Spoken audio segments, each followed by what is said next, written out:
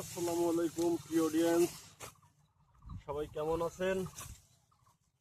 আশা করছি আলহামদুলিল্লাহ সবাই ভালো আছেন। আমরা এই মুহূর্তে ঘাস কাটতেছি। জীবনে এত কষ্ট করে কিছু করার চেষ্টা করি, তারপরেও কিছু মানুষের চোখে ভালো না। কারণ এই সমাজের মানুষ কারো ভালোটা দেখতে পারে না।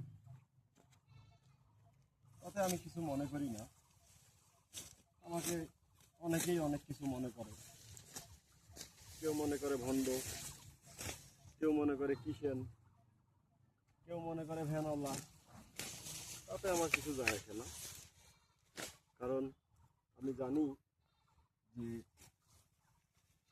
পরিশ্রম করলে মানুষের ইজ্জত কমে না, ইজ্জত বাড়ে। আল্লাহ রহমত মানে কষ্ট করলে রহমতটা নিজ হাতে দেয়। তো সবাই চেষ্টা করবেন। কিছু লোকে অনেক কিছুই বলবে, আসলে নিজের কাজ নিজে করার মজাটাই আলাদা। সবাইকে অসংখ্য ধন্যবাদ।